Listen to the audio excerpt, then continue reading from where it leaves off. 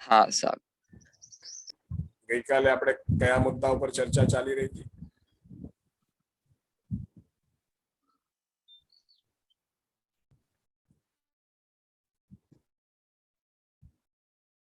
ગઈકાલે મિત્રો આપણે માણસ નામની સમજવાની શરૂઆત કરી હતી, હે?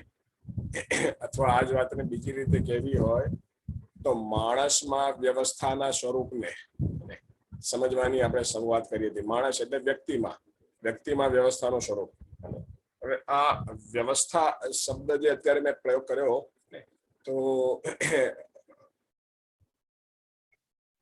એનું કારણ શું? મિત્રો, અગાઉની ચર્ચામાં કદાચ આપણે ગ્રુપમાં મેં આ મૂકેલું છે કે જ્યાં વ્યવસ્થા છે ત્યાં સુખ છે, જ્યાં વ્યવસ્થા નથી ત્યાં સુખ નથી. આ સૂત્ર છે, એને તમારે તમારી રીતે ચકાસવાની જરૂર છે. અને જ્યાં વ્યવસ્થા છે ત્યાં સુખ છે. વ્યવસ્થા બરાબર સુખ. તો આપણે પરમ દિવસે સત્રના આખરમાં આપણે ચર્ચા થઈ હતી કે માણસે નિરંતર સુખપૂર્વક જીવવું હશે તો સમજવું પડશે. સમજવાની વસ્તુ શું છે? તો જેની સાથે જીવી રહ્યો છે એને સમજવું પડશે. કોની સાથે જીવી રહ્યો છે? તો માનવ અને માનવેતર સંસાર બંને સાથે જીવી રહ્યો છે, તો એ બંનેને સમજવા પડશે. આપણે જે એક મોટું સ્વરૂપ સમજ્યા તો એમાં ખ્યાલ આવ્યો માનવ સિવાયનો જે સંસાર છે, અને માનવ સિવાયનો સંસાર કયા સ્વરૂપે છે? હવા, પાણી, ધરતી, વૃક્ષ, વનસ્પતિ, જીવ, જાનવર. એ લોકો એકબીજા સાથે તાલમેલ પૂર્વક જીવી રહ્યા છે. વ્યવસ્થાનો અર્થ શું?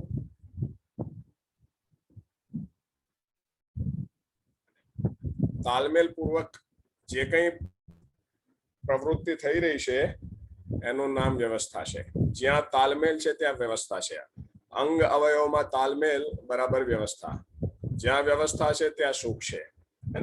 અને આપણે જોયું તો માનવેતર સંસાર એકબીજા સાથે તાલમેલ પૂર્વક જીવી રહ્યો છે. તાલમેલ પૂર્વક જીવવાનું જે પરિણામ શું, એનું સ્વરૂપ શું?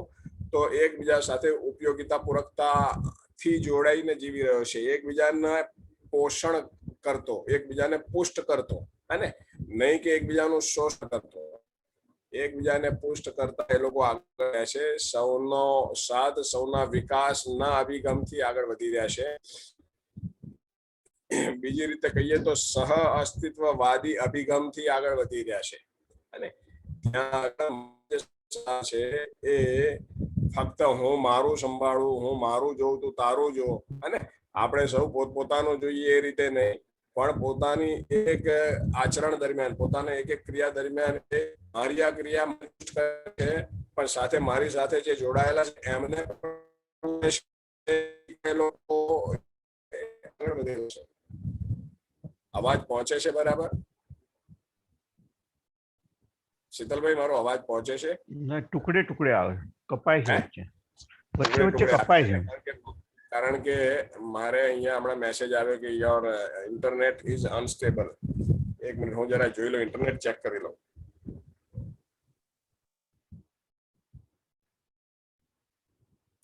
આવે છે બરાબર? હા, અત્યારે આવે છે. હા, ચાલો જુઓ, વચ્ચે ક્યાંય કપાય તો મારું ધ્યાન દોરજો. તો મિત્ર, આપણે વ્યવસ્થાના અર્થમાં વાતને સમજી રહ્યા છીએ. માણસમાં વ્યવસ્થા, વ્યક્તિમાં વ્યવસ્થાનું સ્વરૂપ. તો આપણે જોયું કે માનવેતર સંસાર એકબીજા સાથે ખૂબ વ્યવસ્થા પૂર્વક આગળ વધી રહ્યો છે. પોતે પોતાની જરૂર એમની પૂરી, એમની સાથે જે જોડાયેલા છે એ લોકોની જરૂરિયાતો પુષ્ટ થઈ રહી છે, એ પુષ્ટ થઈ રહ્યા છે ને. તો સૌનો સાથ, સૌના વિકાસ સ્વરૂપે એ લોકો આગળ વધી રહ્યા છે. અને માટે જ માણસનું જયારે આ ધરતી પર અવતરણ થયું ત્યારે એને બિલકુલ ધરતી મળી. માણસ આવ્યો ત્યારે આ ધરતી પર કોઈ પ્રકારનું પ્રદૂષણ નતું, ના ધ્વનિ પ્રદૂષણ, ના વાયુ પ્રદૂષણ, ના કોઈ શોષણ, ના કોઈ ગ્લોબલ વોર્મિંગ. અને ત્યારે સરસ રીતે 16 કળાયેલી પણ આ રીતે આવું છે જીવ્યા કે દેખાય છે હવા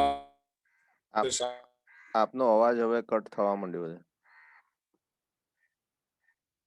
અવાજ નથી આવતો.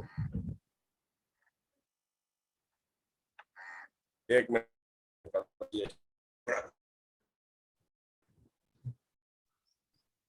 યોગેશભાઈ થોડા સમય માટે તમારો વિડીયો બંધ કરતો, બેન્ડવિડ્થ ઓછી છે ને એટલે આવું થાય. થોડી વારમાં સ્ટેબલ થઈ જશે.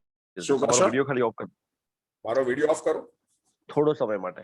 હા, વિડીયો ઓફ કરશો તો ક્લેરિટી વધારે આવશે. સારું સારું. કદાચ મેં જે છે ને કદાચ આ રૂમમાં ફેન થોડો મેં વધુ રાખ્યો તો એ ફેનનો અવાજ ફેનને ધીમો કર્યો તો એના કારણે અવાજમાં થોડો ફરક પડે એવું લાગે છે.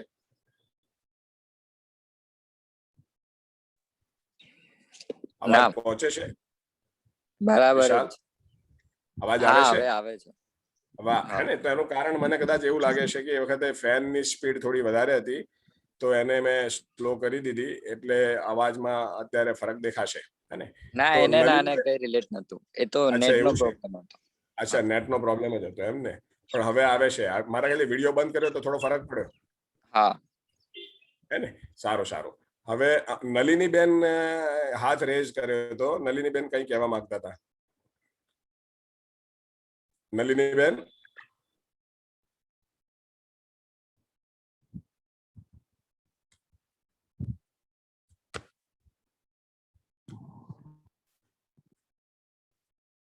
સારું, ચાલો, કઈ વાંધો નહીં. નલિનીબેન, તમને જ્યારે કંઈક શેર કરવું હોય તો તમે ફરી, અથવા નલિનીબેન સિવાય બીજા કરવું હોય તો એ હાથ રેઝ કરે.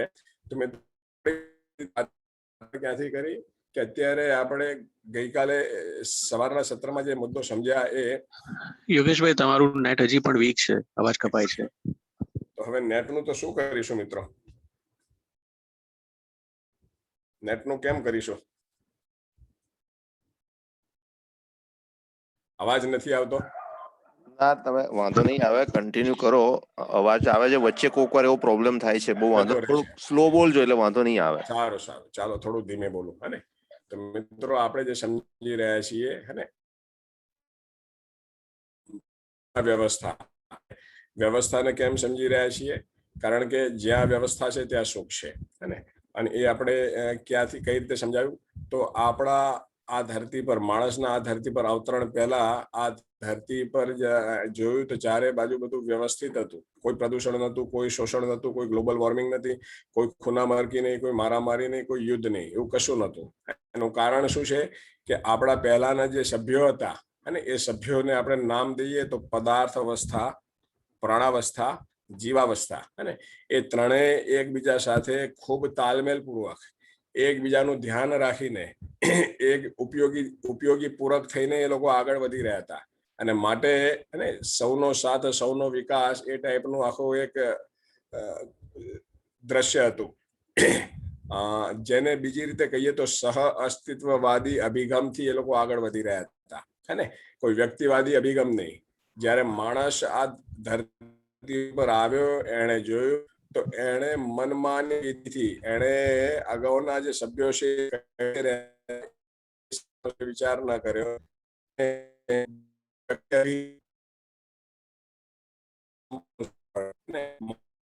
સુખી થવાના નથી. ફરી પાછું આવ્યું, your internet connection is unstable. ઠીક છે, પ્રયત્ન કરું છું. તો મિત્રો, અને હવે જ્યારે સમજવા ગયા ત્યારે ખ્યાલ આવ્યો કે જ્યાં વ્યવસ્થા છે ત્યાં સુખ છે. અને વ્યવસ્થા બનાવવાની નથી, વ્યવસ્થા છે જ. ખાલી વ્યવસ્થાને ઓળખવાની છે. હાજી, કોઈ કઈ કહી રહ્યું છે? વ્યવસ્થા બનાવવાની નથી, વ્યવસ્થા છે જ, ફક્ત એને ઓળખવાની છે.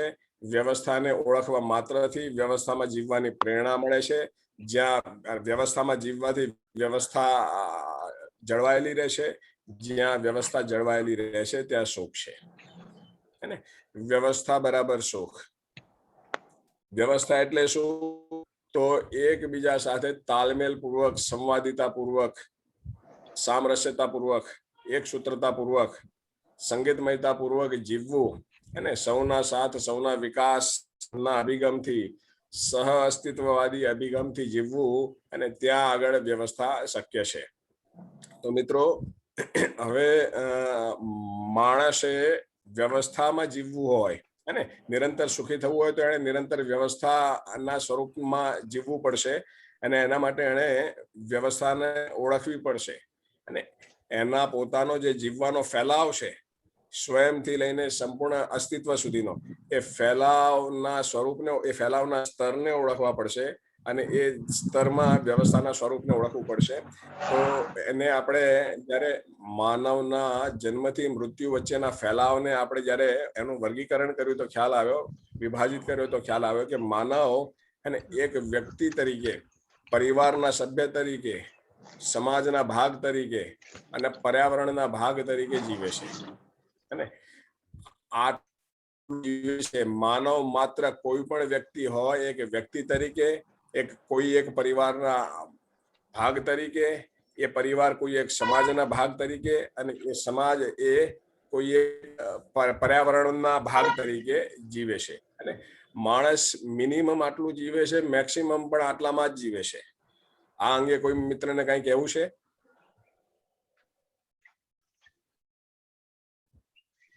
તો આપણે વ્યક્તિ, પરિવાર, સમાજ અને પર્યાવરણ, અને આ જ વાતને બીજી રીતે કહેલી છે વ્યક્તિ, પરિવાર, સમાજ, રાષ્ટ્ર અને આંતરરાષ્ટ્ર. અને આટલા 5 સ્તર ઉપર માનવ જીવે છે. 5 સ્તર ઉપર પ્રાકૃતિક રીતે વ્યવસ્થાનું સ્વરૂપ બનેલું છે, અસ્તિત્વ સહજ રીતે વ્યવસ્થાનું સ્વરૂપ બનેલું છે. એ સ્વરૂપને ઓળખવાનું છે. એ સ્વરૂપ ઓળખાતા એ રીતે જીવવાથી આપમેળે વ્યવસ્થા બનશે. જ્યાં વ્યવસ્થા છે ત્યાં સુખ છે. અને તો એ અર્થમાં આપણે વ્યક્તિમાં વ્યવસ્થાના સ્વરૂપને સમજવાનો પ્રયત્ન કરી રહ્યા છીએ. આપણે જોયું, વ્યવસ્થા બનાવી હશે તો સહ અસ્તિત્વવાદી અભિગમથી આગળ વધીશું તો જ વ્યવસ્થા એ સિવાય વ્યવસ્થા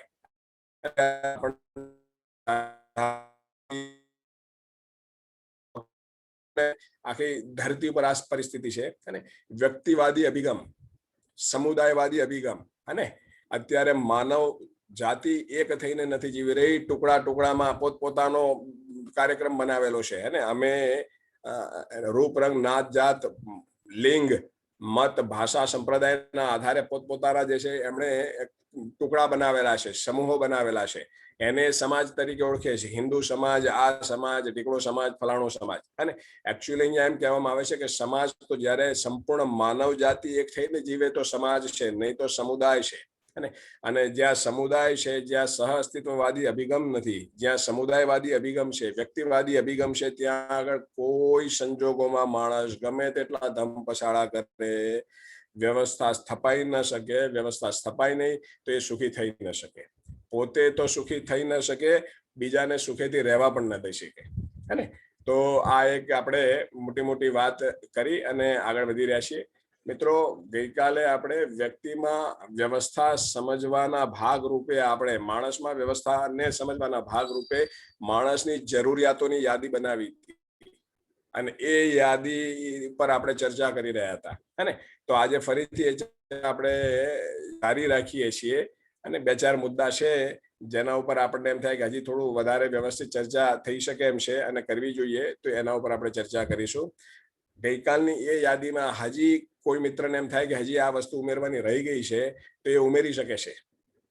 જેમ કે હું તમને કહું, ગઈકાલની યાદીમાં આપણે જે કંઈ કર્યું ને એમાં પૂજા પાઠ નામની વસ્તુ, ધ્યાન નામની વસ્તુ અને દાન પુણ્ય નામની વસ્તુ એ ઉમેરાઈ નથી. અને આજની તારીખમાં અત્યારે કંઈક લોકો પૂજા પાઠ, કર્મકાંડ, દાન પુણ્ય જેવી પ્રવૃત્તિ કરે છે. અને હવે એ કઈ જરૂરિયાતથી કરે છે એ આપણે એમની પાસેથી સમજવાનું રહે. પણ ટૂંકમાં ગઈકાલની આપણી જે યાદી બનાવી હતી, માણસની આવશ્યકતાઓની યાદી, હે ને, એ યાદી માણસની જરૂરિયાતોની યાદી હતી.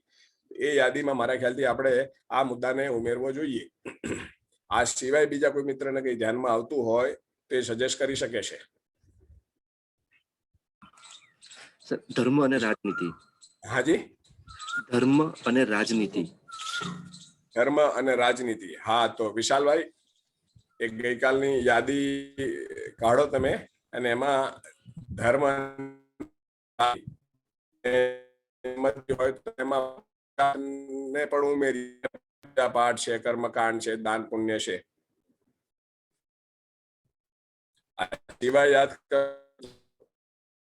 આવતી હોય કે આ વસ્તુ ઉમેરવાની રહી ગઈ છે તો આપણે એને ઉમેરીશું. અને આ બિલકુલ આપણા રોજિંદા જીવવા સાથે જોડાયેલી વાતો ઉપરની ચર્ચા છે. અને આ મુદ્દા ઉપર ચર્ચા કરવાથી આપણે કોઈ વસ્તુ સાથે કઈ રીતે જોડાયેલા છીએ, કોઈ વસ્તુને કઈ રીતે જોઈ રહ્યા છીએ, કોઈ વસ્તુ જ્યારે ઘરમાં વસાવીએ છીએ અથવા કોઈ વસ્તુને જ્યારે બહાર કાઢીએ છીએ તેની પાછળ આપણી કઈ માનસિકતા કામ કરી રહી છે આપણને સ્પષ્ટ થશે.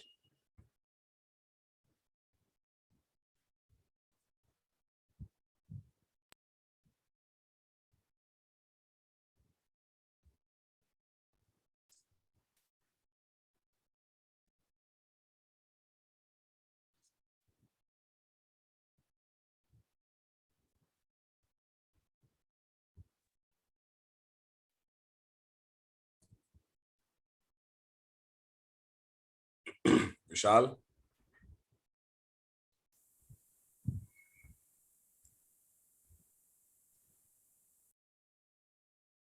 મિત્રો વિશાલભાઈ જ્યાં સુધી પેલું લિસ્ટ સ્ક્રીન ઉપર મૂકે ત્યાં સુધી આપણે ચર્ચા કરીએ. ગઈકાલે એક મુદ્દો હતો અને મનોરંજનને જીવન જરૂરી વસ્તુઓમાં આપણે એને ગઈકાલે ગણ્યું હતું. અને તો મનોરંજનની આવશ્યકતા કોને છે? અને આપણે બે પ્રકારની આવશ્યકતાઓ જોઈએ, એક શરીરની આવશ્યકતા, એક મનની આવશ્યકતા. તનની આવશ્યકતા અને મનની આવશ્યકતા. તો એમાં મનોરંજન કોની આવશ્યકતા છે? કોણ કહેશે? અવાજ પહોંચે છે મારો? શીતલભાઈ? હા આવે છે હા અવાજ. હા આવે છે. તો ગઈકાલે આપણે જે યાદી બનાવી હતી એમાં 2-4-5 મુદ્દા છે. જેમ કે મારે ધ્યાન બહાર જાય તો મને યાદ કરાવજો. એક તો મનોરંજન નામનો મુદ્દો છે, એક ટુરિઝમ અને ટૂર ઉપરનો ટૂર શબ્દ હતો કે ટૂર એ માનવની જરૂરિયાત છે, તો કયા સંદર્ભમાં. પછી એક હતો સંબંધ નામનો મુદ્દો હતો. એ સિવાય બીજા 1-2 મુદ્દા મારા ધ્યાનમાં છે કે જેના ઉપર આપણે હજી થોડુંક ડિટેલમાં ચર્ચા કરીએ તો થોડું ખુલશે. અચ્છા, આ 45 ની સાથે 46 પૂજા પાઠ. હા દેવેન્દ્રભાઈ, બરાબર છે. વિશાલ, 46 ધર્મ અને રાજનીતિ અને સાથે એક 46 પૂજા પાઠ એ પણ આપણે ઉમેરી દો. કારણ કે અત્યારે પૂજા પાઠ થઈ રહી છે. વિશાલ, તો હવે મિત્રો આપણે અત્યારે દેવેન્દ્રભાઈએ કીધું કે મનોરંજન એ મનની જરૂરિયાત છે, હે? તો હવે આપનું શું કહેવું છે? અત્યારે આ સમૂહમાં જેટલા વ્યક્તિઓ બેઠા છે દરેક વ્યક્તિને મનોરંજન જરૂરી લાગે છે જીવનમાં? મનોરંજન એ માનવ સહજ જરૂરિયાત છે કે એ કોઈ વ્યક્તિનો પોતાની અંગત જરૂરિયાત છે? આમ જોઈએ તો અંગત છે. હાજી. કારણ કે ઘણા લોકોને જરૂરત ના બી પડે. હા, આધ્યાત્મિકમાં તમે સાધના મેડિટેશન કરીને બી તમને શાંતિ મળી શકતી હોય છે. એટલે ફક્ત મનોરંજનથી જ આપને કંઈક શાંતિ મળે કે કંઈક તમે કરી શકો એવું ના બી બની શકે. સાચી વાત છે. વિશાલ, આ 47 ધ્યાન શબ્દને પણ ઉમેરો ને. ધ્યાન, અને એ પણ અત્યારે ઘણા બધા વ્યક્તિઓ કરી રહ્યા છે. વિશાલ, મારો અવાજ પહોંચે છે?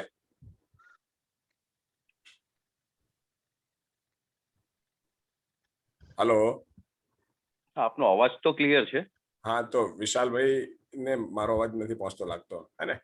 હા, તો મિત્રો સ્ક્રીન શેર ચાલુ છે ને, એટલે સ્ક્રીન દેખાય છે. શું કહે છે સ્ક્રીન? વિશાલ, એમાં ધ્યાન શબ્દને એડ કરવાનો છે આપણે, તો 2 મિનિટ ધ્યાન ઉપર બી કંઈક આપણે વાત કરીશું. દેખાય છે, સ્ક્રીન દેખાય છે વિશાલ. દેખાય છે વિશાલ? તો મિત્રો મનોરંજન માટે હમણાં વિશાલભાઈએ કીધું, શીતલભાઈએ કીધું કે આ મનની જરૂરિયાત છે, પણ દરેક વ્યક્તિની જરૂરિયાત નથી આ, અને માનવ સહજ જરૂરિયાત નથી. આ બાબતે બીજા મિત્રોનું શું કહેવું છે? મનોરંજન માનવ સહજ જરૂરિયાત છે કે જે તે વ્યક્તિની આ વ્યક્તિગત જરૂરિયાત છે? જગદીશભાઈ? એટલે મનોરંજનને જો આપણે પેલામાં મૂકીએ આપણે બહારનો, તો એનો પ્રકાર જુદો જુદો હોઈ શકે. બાકી દરેક માણસને બહારથી કોઈ વસ્તુની જરૂર તો છે જ. બહારથી કોઈ મનોરંજનનો વસ્તુ પ્રકાર જુદો જુદો હોઈ શકે, કે કોઈ સંગીત સાંભળતું હોય અથવા કોઈ ફિલ્મ જોતું હોય, કોઈ શાસ્ત્રીય સંગીત સાંભળતું હોય અથવા તો કોઈ રોક સંગીત સાંભળતું હોય. મનોરંજન પાછળનો આશય શું આપણો? મનને પ્રફુલ્લિત રાખવા માટે. હાજી? મનને પ્રફુલ્લિત રાખવા માટે. મનને પ્રફુલ્લિત રાખવું પડે. મનને પ્રફુલ્લિત રાખવું શું કામ પડે? અને મનને કેમ પ્રફુલ્લિત રાખવું પડે? બહારના પ્રયાસોથી. શું મન આપણી જે રોજિંદી જિંદગી જીવીએ છીએ એ રોજિંદી જિંદગીમાં મન અને એક એક વસ્તુ સમજપૂર્વક કરે તો મનની અંદર એવી કોઈ પ્રકારની સ્થિતિ ન ઊભી થાય કે મનને પછી બીજા કોઈ વસ્તુનો, બાહ્ય વસ્તુઓનો સહારો લેવો પડે મનને પ્રફુલ્લિત રાખવા માટે. અને આ એક પ્રસ્તાવ છે, આના ઉપર આપ વિચાર કરો. આપનું શું માનવું છે આ સંદર્ભમાં? બીજા મિત્રો પણ પોતાનો વિચાર રજૂ કરે કે મનને મનોરંજનની જરૂર કેમ પડે છે. અને મનને મનોરંજનની જરૂર પડે છે. મનોરંજન હું માનું છું એક કાલ્પનિક આધાર છે સુખી થવાનો, જે આપણી રિયાલિટી સાથે જોડાયેલો નથી. આપણી રિયાલિટી કંઈક અલગ છે, પણ છતાં રિયાલિટીમાંથી થોડો સમય કાઢી અને એટલે આપણે જે રિયલ લાઈફમાં જીવીએ છીએ એ જીવતા જીવતા મન એટલું ભારેખમ થઈ જાય છે, માટે થઈને આપણને એ મનને હળવું બનાવવા માટે મનોરંજનની જરૂર પડે છે. આવું કંઈ વિચારી શકાય આ બાબતે? હું એક કહેવા માંગીશ, મારો વિચાર મૂકીશ કે આપણે, કોણ છે? હા, રોનક બોલું છું. રોનકભાઈ, હાજી. હા, આપણે જે કહીએ કે જો જિંદા રહેના હોય તો જિંદા રહેનાની અંદર કદાચ મનોરંજનની જરૂર પડી શકે, પણ જો જીના તો જીનાની અંદર મારા હિસાબે મનોરંજનની જરૂર ન પડી શકે. મારો એવો વિચાર. બિલકુલ બિલકુલ. તો હવે આપે જે નવા બે શબ્દો મૂક્યા, જિંદા રહેના અને જીના, હે ને? જિંદા રહેના એટલે જીવતા રહેવું, અને જીવવું, બેનો ડિફરન્સ શું? ફરી પાછા પેલો મુદ્દો આપણો ચૂકાઈ ના જાય, અને કયો? મનોરંજન વાળો મુદ્દો. મનોરંજનની આવશ્યકતા કેમ છે જીવનમાં, એ મુદ્દો ચૂકાઈ ના જાય એ રીતે આપણે આ જે બે શબ્દો ઉપર થોડો 2 મિનિટની ચર્ચા કરીએ કે જિંદા રહેના એ શબ્દ દ્વારા આપ શું કહેવા માંગો છો? જીવતા રહેવા જીવવા શબ્દ દ્વારા આપ શું કહેવા માંગો છો? યસ સર, અત્યારે બધા આપણે જે કરી રહ્યા છે, જે મધ્યસ્થ દર્શનના સિવાયનું જે આપણું જે અત્યારનું જીવન છે માનવનું, એ જ માનવનું જીવન છે કે બધી પોતાની આર્થિક જરૂરિયાતોને સંતોષવાનું અને જે અત્યારે જીવી રહ્યો છે, ભૌતિકતા પાછળ જે ભાગી રહ્યો છે, એ આપણું જીવન છે. અત્યારે જિંદા રહેવાનું જીવન છે, એમ કે જેમાં પોતે સર્વાઈવ જ ફક્ત કરી રહ્યો છે, જેમાં એને આનંદ નથી હોતો.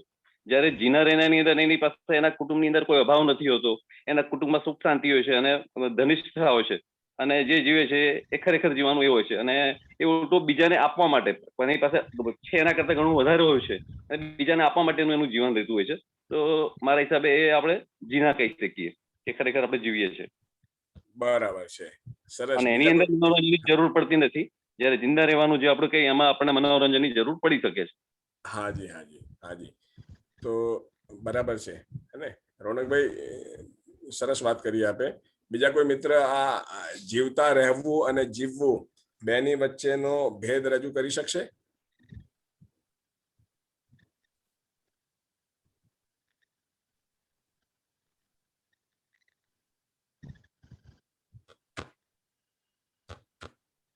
હા, અભિજીતભાઈ,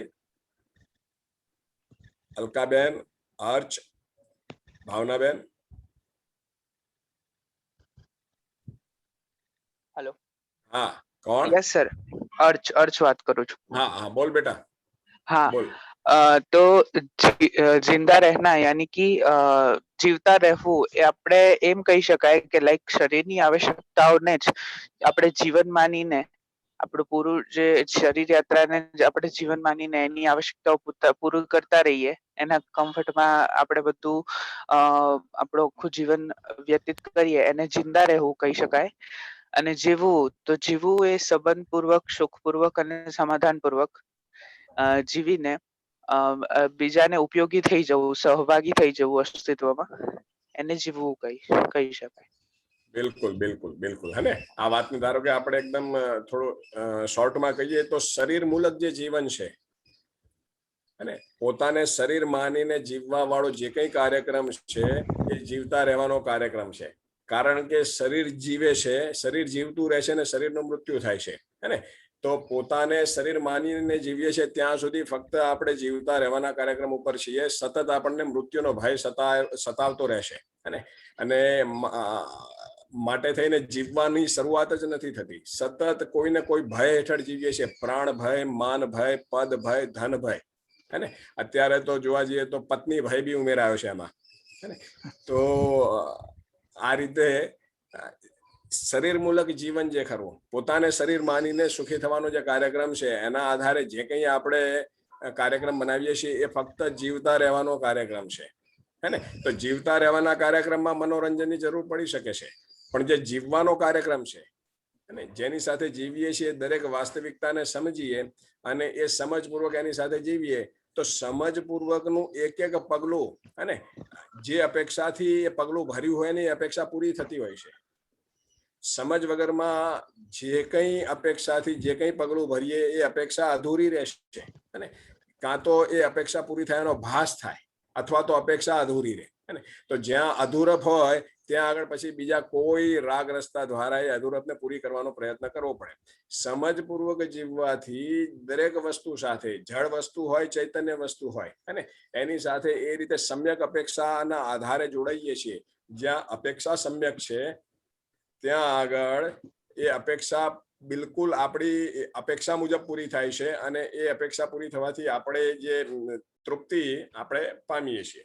અને આ એક મોટો નિચોડ મેં આપ્યો આપને. આ અંગે કોઈને કઈ કહેવું છે? મિત્રો, અહીં આપણે ફરીથી છે અપેક્ષા શબ્દ આવ્યો. હે, પ્રચલિત પરંપરામાં અપેક્ષાને દુઃખની માં ગણવામાં આવે છે. અને માણસના દુઃખી થવાના મૂળમાં અપેક્ષાને ગણવામાં આવે છે. અપેક્ષા કારણભૂત ગણાય છે. તો આ અંગે આપનું શું કહેવું છે? પ્રચલિત પરંપરામાં એમ કહેવામાં આવે છે કે જો સુખી થવું હોય તો અપેક્ષા મૂકી દો, અપેક્ષા છોડી દો. જ્યાં અપેક્ષા હશે ત્યાં દુઃખ નિશ્ચિત છે. તો આ અંગે આપનું શું કહેવું છે મિત્રો? એટલે બરાબર છે. તો અપેક્ષા સંતોષાતી નથી તો એનું દુઃખ થાય છે એને. હાજી, કોણ? જગદીશભાઈએ કીધું? હા જગદીશભાઈ. હે ને, બીજા કોઈ મિત્રનું આ બાબતે શું કહેવું છે? આપણા દુઃખનું કારણ અપેક્ષા છે? સર, અપેક્ષા બીજા તરફથી રાખીએ તો દુઃખ છે, પણ જો આપણે આપણી સમજની પ્રક્રિયામાં, સમજના કાર્યમાં આપણે જો અપેક્ષા રાખીએ આ વસ્તુની, તો એ આપણી માટે જરૂરી છે. જો અપેક્ષા જ નહીં રાખીએ, વસ્તુ સુખી થવાની અપેક્ષા જ નહીં રાખીએ, એની તરફ આગળ નહીં વધીએ, તો બી એક મુશ્કેલ છે એવું લાગે છે. ઠીક છે, બીજા મિત્રનું? સરસ. અને વિશાલભાઈ હતા? હા સર. હા વિશાલભાઈ. હે, બરાબર વાત છે. બીજા કોઈ મિત્રનું આ બાબતે કઈ કહેવું છે? યોગેશભાઈ. હાજી. સાચી વાત છે, અપેક્ષા દુઃખનું કારણ છે. હાજી. એક વાક્ય યાદ આવે છે રમણલાલ સોનીનું. હા. કદી કોઈની પાસે રાખું ના કોઈ આશ, કોણ કરી શકે મને નિરાશ. હા, બરાબર છે. તો અત્યારે આપ જે આ સમૂહમાં જે જોડાયા છો, હે, મારી સાથે, તો અપેક્ષા વિહીન જોડાયા છો કે કોઈ અપેક્ષા સાથે જોડાયા છો? અપેક્ષા સાથે જ. અપેક્ષા. હે, કઈ અપેક્ષા સાથે જોડાયા છો આપ? સુખી થવાની. હા, કઈ રીતે સુખી થવાની વિધિ? એની સમજની વિધિથી. સમજની વિધિથી. હે ને, કોઈ સમજવાના અર્થમાં, સમજવાની અપેક્ષા સાથે આપ મારી સાથે જોડાયા છો. હા, હે ને, એટલે અંકલ એવું કહી શકાય કે અપેક્ષા કોઈ સમજ્યા વગર અપેક્ષા રાખી હોય ને તો દુઃખી થઈ શકે. બાકી અપેક્ષા વગર તમે સુખી બી ના થઈ શકો. એટલે અપેક્ષા તો રાખવાથી જે વાત છે કે અપેક્ષા રાખવાથી દુઃખી થઈએ તો એ ખોટી વાત છે. પણ સમજ્યા વગરની અપેક્ષા રાખી છે તો તમે દુઃખી થઈ શકો છો. તૃપ્તિબેન હતા ને? તૃપ્તિબેન, તમે દિવસમાં એવું કયું કામ અપેક્ષા વિહીન કરો છો? ખાલી મને કહેશો કે આમાં આવું આ જે કરું છું એમાં મારી કોઈ અપેક્ષા નથી.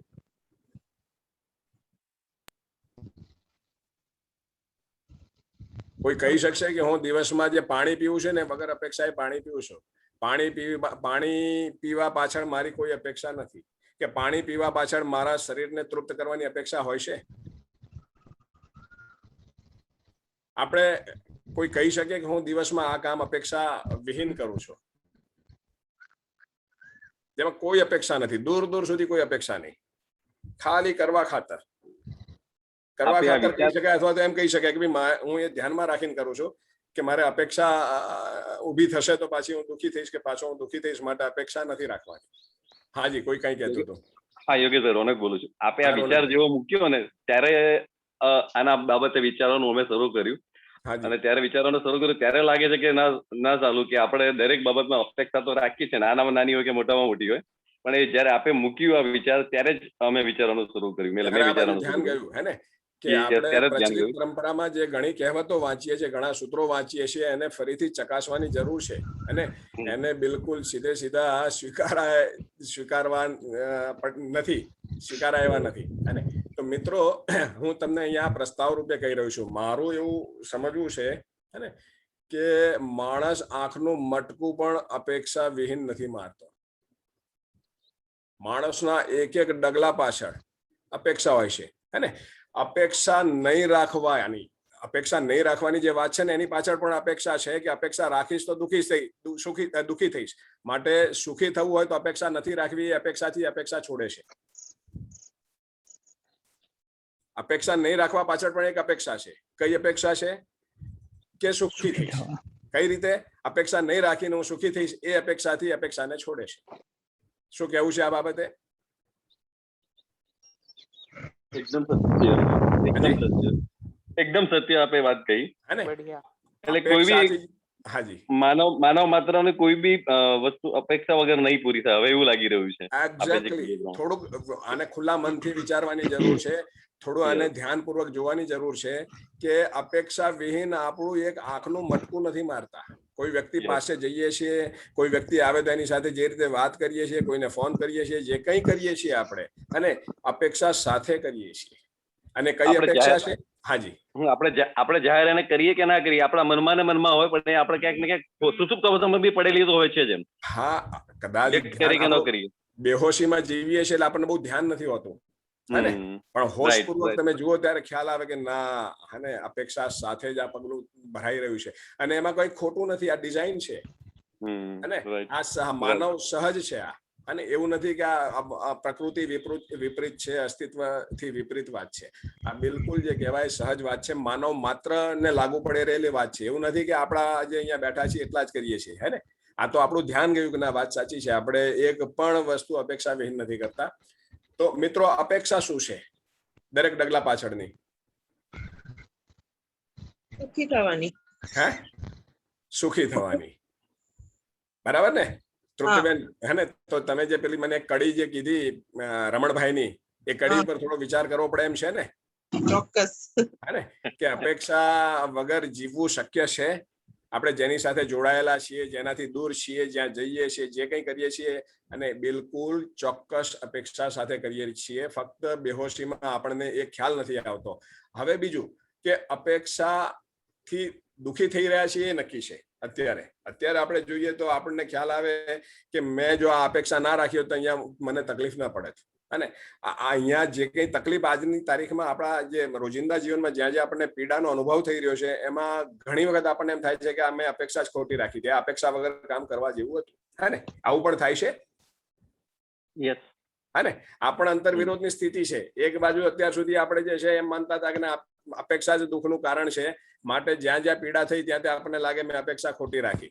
હવે પરિસ્થિતિ એવી થઈ કે અત્યારે એમ સ્પષ્ટ થઈ રહ્યું છે કે ના, અપેક્ષા વગર તો આંખનું મટકું નથી મરાતું, હે ને. અને છતાં આપણે જે દુઃખી થઈ રહ્યા છીએ અને દુઃખી થવા પાછળનું કારણ આપણને અપેક્ષા જ લાગે છે. તો હવે આનો રસ્તો શું?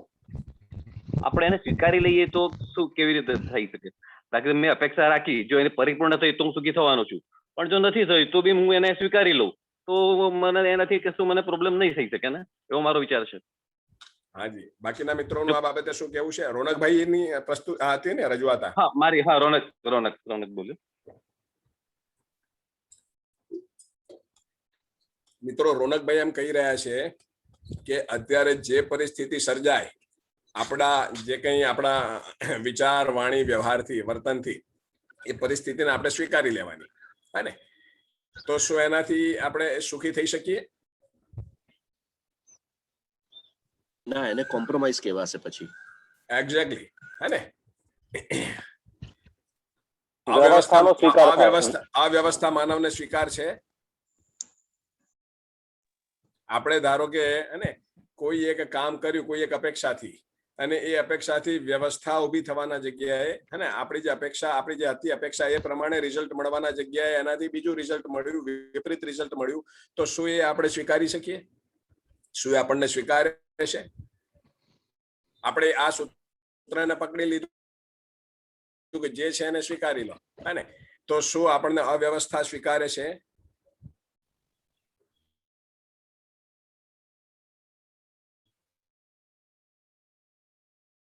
કલેશ સ્વીકારે છે? આપણે સારા ભાવથી કોઈ વાત જો કરીએ અમે બિલકુલ છે એ અલગ રીતે આપણને રિસ્પોન્સ મળે.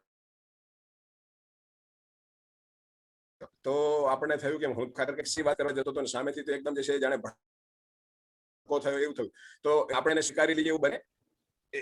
એ સ્વીકાર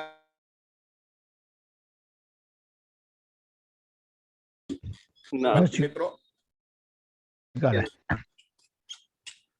એટલે એનો અર્થ એવો થાય કે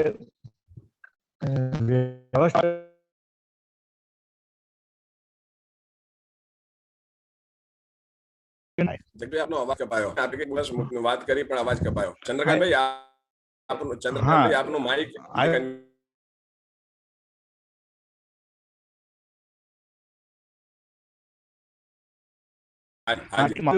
કે જો કાર્ય હોય તો શું કાર્ય કરી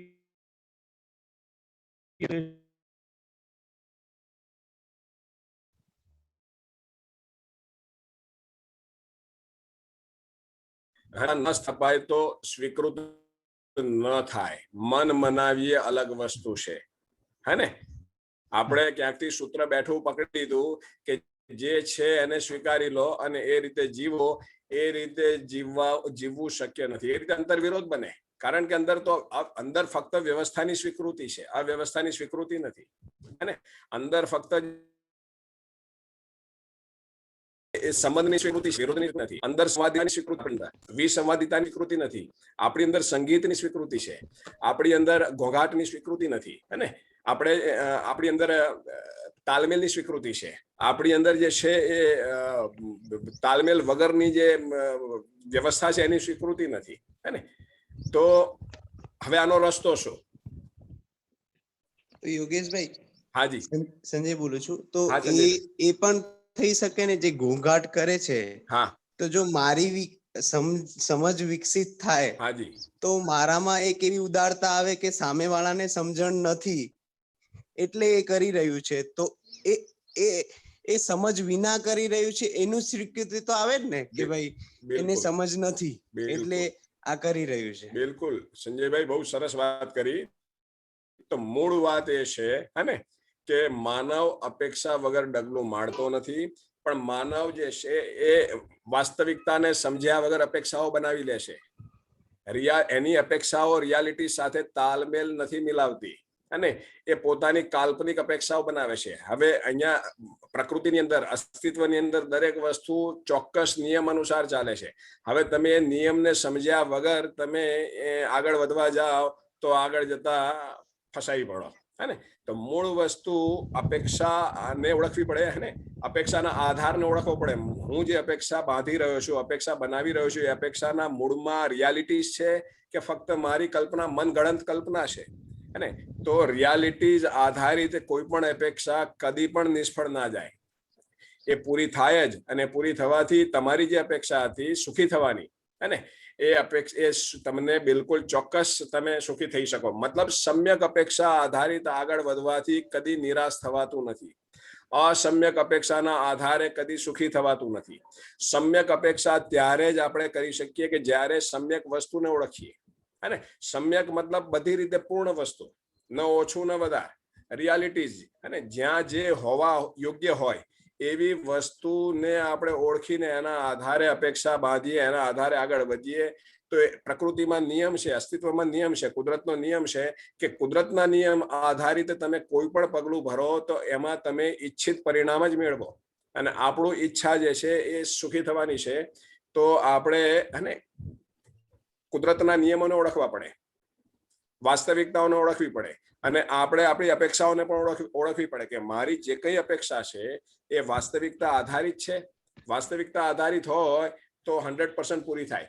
કદાચ સંજયભાઈએ જે કીધું એવું બને કે આપણે બિલકુલ સમજ આધારિત કોઈ વ્યક્તિ સાથે જોડાતા હોઈએ અને સામેવાળો વ્યક્તિ બિલકુલ જે કહેવાય કે એ વખતે, અને આપણે જે અપેક્ષા હોય કે આપણે સારી વાત, એના ભલાના અર્થમાં કોઈ વાત કરવા જઈ રહ્યા છીએ, છતાં એ વ્યક્તિ સામેથી છંછેડાય, પણ મારી પાસે એ સમજ છે, હે ને, મારી એ સ્થિતિ છે કે હું સમજી શકું છું કે સામેવાળો વ્યક્તિ હજી, અને હું સમજના જે સ્તર ઉપર છું એ સમજના સ્તર ઉપર નથી, માટે એનાથી વિપરીત વર્તન થઈ શકે છે.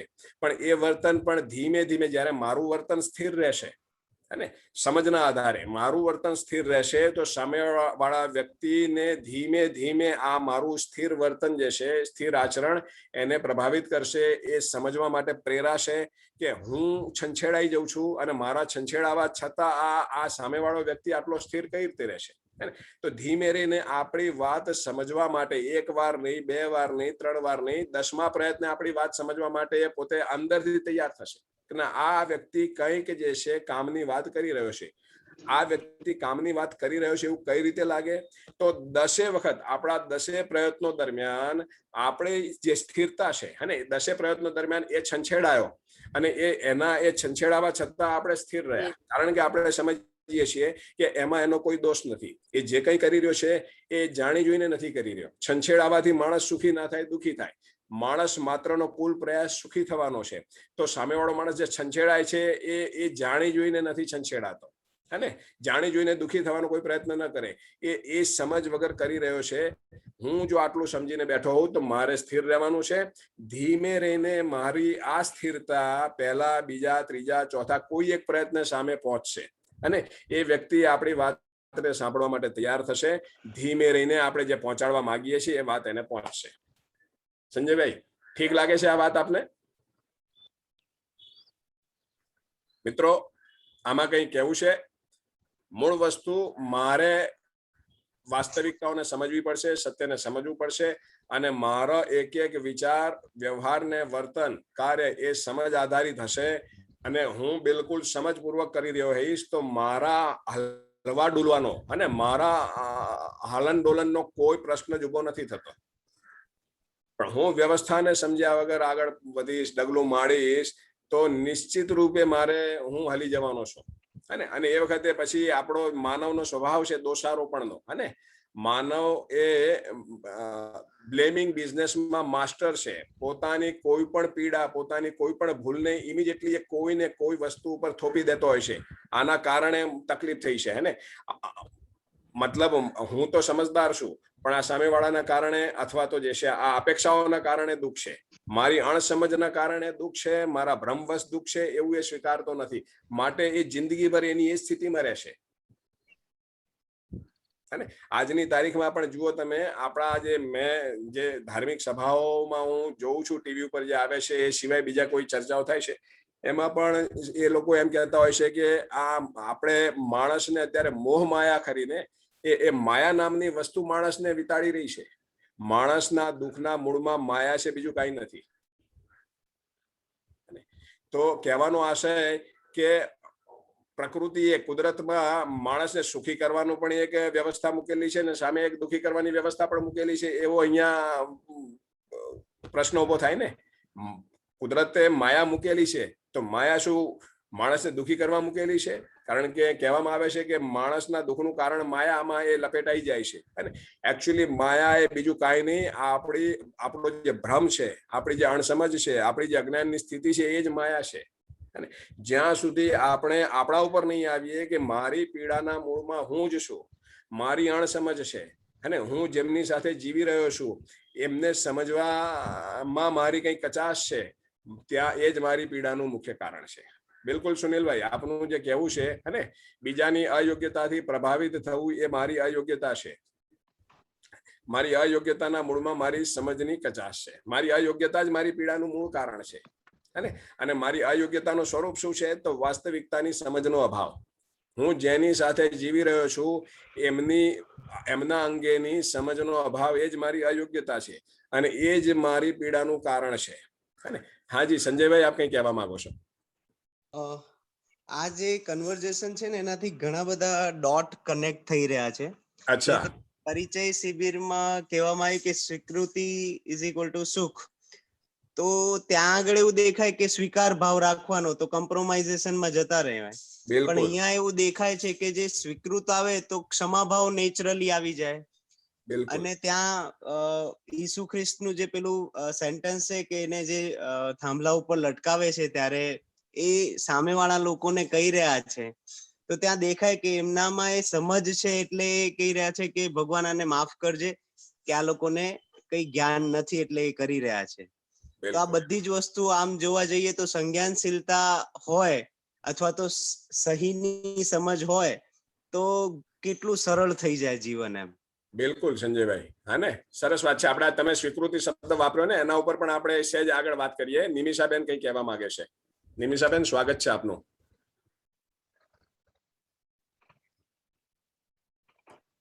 નિમિષાબેન, મારો અવાજ પહોંચે છે આપને?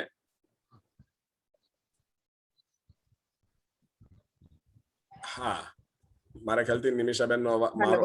હા નિમિષાબેન, હા બોલો બોલો બોલો. આપણે ડિટેલ અધ્યયનમાં જઈએ, આમાં જ્યારે જીવન ક્રિયા ભણીશું આપણે બધા, ત્યારે જીવનનું સ્વત્વ સમજમાં આવે એટલે વ્યવહાર દાસત્વ જતું રહે આપણું બધાનું. એટલે વ્યવહારમાં જે એકબીજાને બીજાના કારણે દોષારોપણની આપણે આક્ષેપબાજીઓ કરીએ છીએ એ ઓટોમેટિક ધીરે ધીરે આ પ્રક્રિયામાં રિલીઝ થઈ જાય છે. અત્યારે આપણે ઇનિશિયલ છીએ એટલે આ સ્વીકૃતિ ને બધું ઓટોમેટિક ક્ષમા ભાવના જે આપણે કીધી સંજયભાઈએ, એ બધું ધીરે ધીરે એ પ્રક્રિયામાં ઓટોમેટિક જ આવી જતું હોય છે એવું મારું માનવું છે, જે મારામાં મેં બતાવ્યું. બિલકુલ નિમિષાબેન, હાજી હાજી હાજી, બોલો બોલો. આવું હું સમજી છું. હા, ના બરાબર છે. ત્રણ પ્રકારના જે દાસત્વ છે, કર્મ દાસત્વ, વ્યવહાર દાસત્વ. એટલે આમાં જે વ્યવહાર દાસત્વ છે આપણું, સંબંધમાં એકબીજાને હર્ટ કરી દેવું કે કોઈએ વર્તન કર્યું સતત આપણે એને માફ કર્યા કરવા, એવું કરતા બી આપણી સમજના કારણે આપણું સ્વત્વ સમજમાં આવે ત્યારે આ વસ્તુ રિલીઝ થઈ જતી હોય છે. હાજી હાજી હાજી, હા ને, નહીં બિલકુલ ઠીક વાત કીધી આપે. દાસત્વ મતલબ આપણી પરતંત્રતા છે, અને આપણું જે વ્યવહાર દાસત્વ, કર્મ દાસત્વ, વિચાર દાસત્વ. દાસત્વ મતલબ જે છે એ દાસ જેને નથી કહેતા, જેને આપણે નોકર કહીએ, ગુલામ કહીએ, તો મતલબ એ ગુલામી એટલે પરતંત્રતા. અને જ્યાં સુધી સમજ વગર કંઈ પણ કરીશું તેમાં આપણે પરતંત્ર છીએ. પરતંત્ર કઈ રીતે છીએ? આપણે ઈચ્છીએ છીએ કંઈ અને આપણે મેળવીએ છીએ કંઈ, હે. આપણે કોઈ પણ વિચાર કરીએ છીએ, વ્યવહાર કરીએ છીએ, કાર્ય કરીએ છીએ, એના મૂળમાં આપણે સુખ ઈચ્છીએ છીએ. પણ સમજના અભાવમાં મોટા ભાગના કેસમાં આપણને પીડા મળે છે, અને ક્યારેક ક્યારેક સુખનો ભાસ થઈ જાય છે. પણ આપણી જે અપેક્ષા છે નિરંતર સુખની, એ નથી પૂરી થતી. અને એના માટે બી એક સૂત્ર છે, ખ્યાલ આવ્યો? જો તમે સાંભળ્યું હોય તો. હાજી. भ्रमित मानव कर्म कर्म में स्वतंत्र, फल भोगने में परतंत्र है, और जागृत मानव कर्म कर्म में स्वतंत्र और फल भोगने में स्वतंत्र. બિલકુલ નિમિષાબેન, હે ને, એકદમ. જો આમાં એવું છે સૂત્ર કે જે જીવ જાનવર ખરા ને, પશુ યોની જીવાવસ્થા, એ કર્મ કરવામાં પણ પરતંત્ર છે, ફળ ભોગવવામાં પણ પરતંત્ર છે. એમની પાસે કોઈ સ્વતંત્રતા છે જ નહીં. શાકાહારી જીવ જાનવરને શાકાહાર છોડીને માંસાહાર ચાલુ કરવો હોય તો એમની પાસે સ્વતંત્રતા નથી, હે ને? શાકાહારી જીવ જાનવર જિંદગી ભર શાકાહાર સાથે જ જીવવું પડે છે. માંસાહારી જીવ જાનવરને એમ થાય કે આ માંસાહારથી થાકી ગયો છું, થોડો ચેન્જ જોઈએ છે, એ શાકાહાર ઉપર કન્વર્ટ થવામાં એ સ્વતંત્ર નથી, એ પરતંત્ર છે. તો જીવાવસ્થા પશુ યોની એ કર્મ કરવાને પરતંત્ર, ફળ ભોગવવાને પરતંત્ર. ભ્રમિત માનવ કર્મ કરવાને સ્વતંત્ર છે, એ ઈચ્છે કર્મ કરી શકે, હે ને? એને એમ થાય કે મારે સ્મોકિંગ કરવું છે, મારે ડ્રિંક્સ લેવું છે, અને એને જે કંઈ કરવું એ કરી શકે, પણ એનું જે ફળ ભોગવવા માટે એ પરતંત્ર છે. પછી એનાથી એ છટકી ન શકે, હે ને? એ ફળ ભોગવવા માટે બાધ્ય છે, પરતંત્ર છે. જાગ્રત માનવ સમજપૂર્વક કર્મ કરવામાં પણ સ્વતંત્ર છે અને ફળ ભોગવવામાં સ્વતંત્ર છે. તો આ સ્વતંત્ર પરતંત્રની જે વાત નીકળી એના આધારે આપણે આ સૂત્ર સહેજ સમજવા જેવું છે. અને બીજું મિત્રો, અગાઉ સંજયભાઈએ એક વાત કરી, સ્વીકૃતિના ભાવમાં જીવવું, હે ને? તો સ્વીકૃતિના ભાવમાં જીવવાના આગળ એક સહજ શબ્દ લગાવવાની જરૂર છે. સહજ સ્વીકૃતિના ભાવમાં જીવવું. સહજ મતલબ નેચરલ સ્વીકૃતિ, અને અમાનવીય જે જીવન છે આપણું, અમાનવીય જે વિચાર છે, અમાનવીય વ્યવહાર છે, અમાનવીય કાર્યની આપણને સહજ સ્વીકૃતિ થઈ ન શકે. એના માટે પ્રયત્ન કરવો પડે. સહજ સ્વીકૃતિ ત્યારે જ થઈ શકે કે આપણે કોઈ કુદરતના નિયમ હેઠળ, અસ્તિત્વના નિયમ હેઠળ, પ્રકૃતિના નિયમ હેઠળ, અને આપણે કોઈ વિચાર કરી રહ્યા છીએ, વ્યવહાર કરી રહ્યા છીએ, તો એની નેચરલ એક્સેપ્ટન્સ છે, એકલી એક્સેપ્ટન્સ નહીં, નેચરલ એક્સેપ્ટન્સ, સહજ સ્વીકૃતિ. સહજ સ્વીકૃતિને ચકાસવાનો આધાર શું? તો જે વસ્તુ મને સાંભળતાની સાથે સહજ સ્વીકૃત થાય છે, અને સહજ સાંભળતાની સાથે શીરાની માફક ગળે ઉતરી જાય છે, અને ફક્ત અત્યારે સાંભળું છું ત્યારે નહીં, જ્યારે જ્યારે આ વાત સાંભળું ત્યારે મને એની વિરુદ્ધમાં મારી અંદર કોઈ વિચાર ઉભો જ નથી થતો. અને જ્યારે આ વાતને હું ચકાસું છું, મારી સાથે જેટલા લોકો જીવી રહ્યા છે અને એ લોકોની સાથે આ વાતને હું શેર કરું છું, તો એ લોકોને બી જેવી મને અનુભૂતિ થાય છે આ વાત સાંભળીને, એવી જ અનુભૂતિ એ લોકોને થાય છે. અને એના આધારે હું જે છે એ સંપૂર્ણ માનવજાતના પરિપ્રેક્ષ્યમાં આ વાતને ચકાસવા જાઉં છું. ત્યારે મને ખ્યાલ આવે છે કે સંપૂર્ણ માનવજાતના વશ પડી એને અહીં સહજ સ્વીકૃતિ, નેચરલ એક્સેપ્ટન્સ, જ્યાં નેચરલ એક્સેપ્ટન્સ છે ત્યાં આગળ બીજો કોઈ પ્રશ્ન નથી. પેલી એકલી સ્વીકૃતિ જે છે એ થોડું એડજસ્ટમેન્ટ છે, કોમ્પ્રોમાઇઝ છે, તો એમાં થોડો વિચાર કરવાનો પ્રશ્ન છે. બીજું જે ક્ષમા શબ્દની વાત આવી, હે ને?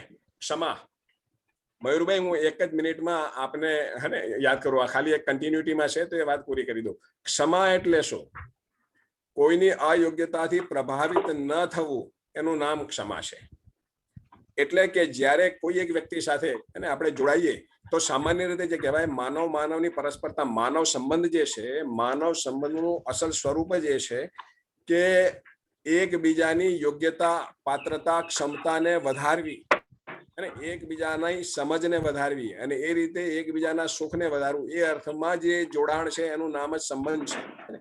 તો હવે જ્યારે કોઈ એક વ્યક્તિ બીજા વ્યક્તિ સાથે જોડાય અને એને સમજવાની કોઈ વાત કે અને સામેવાળો વ્યક્તિ એ વખતે એને સ્વીકારે નહીં, કંઈક અયોગ્ય વર્તન કરે, પણ જે સમજુ વ્યક્તિ છે સ્થિર રહે, એને ખબર છે કે ભાઈ સામેવાળા વ્યક્તિ માટે આ બિલકુલ નવી વાત છે, તો શરૂઆતમાં કદાચ એનું આવું વર્તન હોઈ શકે, તો એ પોતે સ્થિર રહે, એ સહેજ પણ જે છે સામેવાળાના વર્તનથી છંછેડાય નહીં અને એવું પણ ન વિચારે કે હવે જેમ આને વાત પડતી મૂકો અને આની સાથે કોઈ કામ થઈ શકે એમ જ નથી, આ માણસ જ વિચિત્ર છે. એને ખ્યાલ આવે માણસ વિચિત્ર નથી, માણસ મૂળમાં સુખી થવા માંગે છે અને સુખી થવા માટે સમજવું જરૂરી છે, અને એની માણસ માત્રમાં સમજવાની પૂરી ક્ષમતા છે અને સંપૂર્ણને સમજવાની પૂરી ક્ષમતા છે, તો થોડું ધીરજથી કામ લેવું પડશે.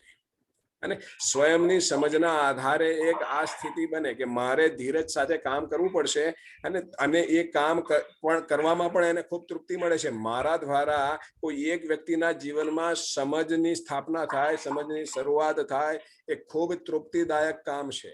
એનાથી જે તૃપ્તિ મળે છે એ તૃપ્તિનો લાહવો લેવા જેવો છે અને એ અલૌકિક તૃપ્તિ છે. હાજી, તો મયુરભાઈ આપે કહેવા માંગતા હતા. હા યોગેશભાઈ, હું એમ કહેવા માંગતો હતો, તમે એવું કીધું કે જાગૃત માનવ એ કર્મ કરવા માટે બી સ્વતંત્ર છે અને ફળ ભોગવવા માટે બી સ્વતંત્ર છે. આમાં મને એક ક્વેશ્ચન આવ્યો કે કર્મ તો કરી શકે, એને ખબર છે કે કયા કર્મથી શું થવાનું છે, પણ એ જે કર્મ કરશે એ જ રીતે એને ફળ મળવાનું છે ને.